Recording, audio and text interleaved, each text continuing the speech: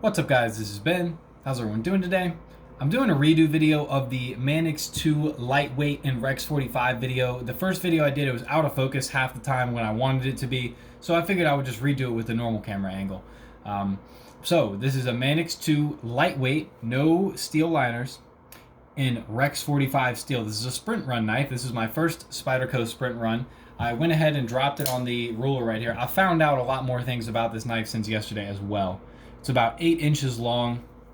I put it on my little ruler here, and I figured out how to close it all the way. If you hold the lock real far down, it'll close all the way. So it was just me. This thing was already smooth. It is, trust me. If you just have to hold that lock down all the way. Kind of like a Benchmade. I figured the same thing on this Benchmade. It was a little stiff until I realized you got to hold the lock all the way on this one. I'm pretty sure it'll just hang loose if I pull it all the way. It's very, very smooth. So anyway, on these Axis style locks, if you want them to be smooth, hold them back 100%. That'll help quite a bit, I find. So we've got 8 inches on this Manix 2 lightweight. The weight is about 3 ounces. Went ahead and weighed it myself.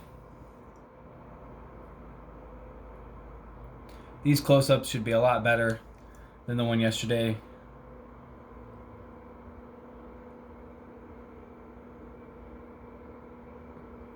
Like I said, this blade is beautiful. It's got a wicked edge on it. Let's compare it to this Paramilitary 3 real quick. It's behind. So if we look at our ruler, if I look at our ruler, looks like it has about a 1/2 inch on the Paramilitary 3. Let's compare it to our bug out.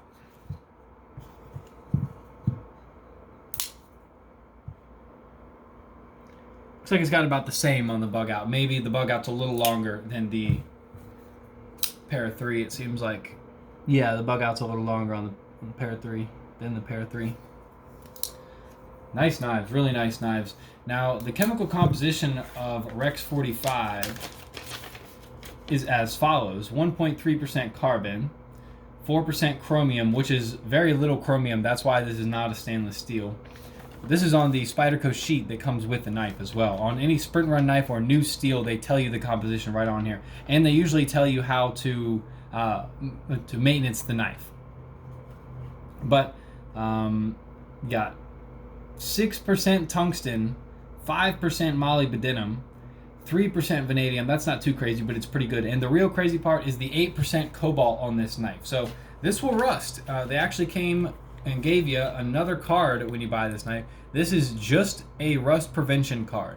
It just says that this is a high carbon, high performance blade, and its components are not rust resistant.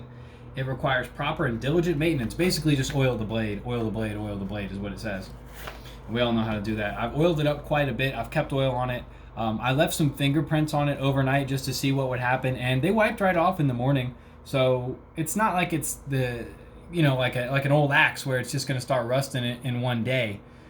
So it's not crazy. I mean, it does have some chromium in there. It's not crazy rust resistant either. If you leave this in a damp car overnight, or you leave this somewhere damp in a backpack overnight, this knife's going to rust.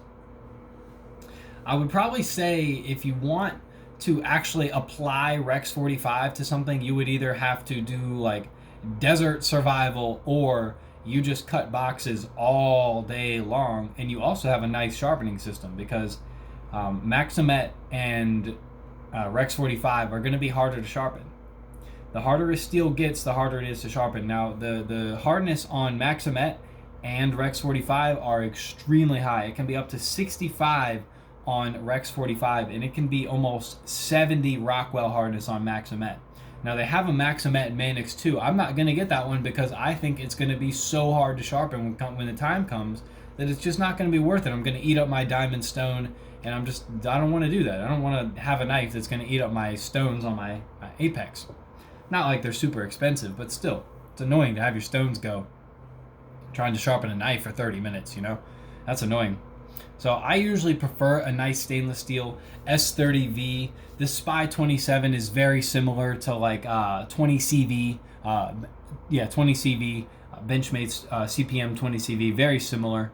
I think a lot of the mainstream, like 154 cm, a lot of the mainstream steels are going to hold an edge long enough to satisfy you, and they're gonna take a nice edge too. That's the thing about steels like REX45. If you don't have a professional grade sharpening system, or you're really slick with a whetstone, this is going to be a hard knife to sharpen. It's going to get annoying real quick trying to sharpen this knife. I'll show you one more close-up before I end this video.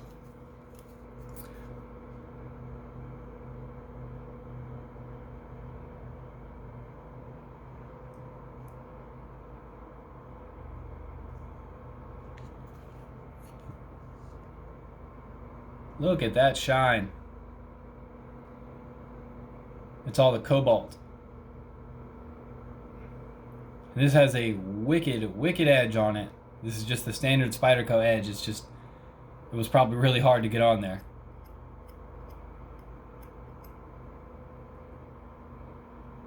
Because REX45 is a high-speed tool steel. It's not made to be on knives. REX45 is one of those steels that somebody was using it on a machine, a high-speed cutting machine, and they said, you know, I think we'd sell some knives if we just smacked that on a knife, and that's how REX45 ended up on a knife. It was not developed for knives. Like this steel here, this Spy27, this was developed for Spyderco by CPM for knives. That is very rare. There's only a handful of steels ever that have been created specifically for a knife, let alone a knife company. I'm pretty sure this is the only steel ever made that is made specifically for a knife company, where they actually have the name in there, Spy27. I think that's really cool. That's why I own this knife. I wanted to own some Spy27 immediately, just in case maybe they stop doing it, but I think it's going to be on most Spyderco knives pretty soon. I think REX45 is not going to be popular at all. I think if you can find a sprint run of any REX45 knife and you're a Spyderco collector, you should go ahead and pick one up, because it's going to be worth something. It even says in the paperwork that this is going to be a rare knife, and it's a valued part of your Spyderco collection. So that's my little chat on the REX45 Manix 2 lightweight. I love this knife. 3 ounces, 8-inch knife. How long is the blade on this thing? Let's see how long is the blade real quick. Right at the end.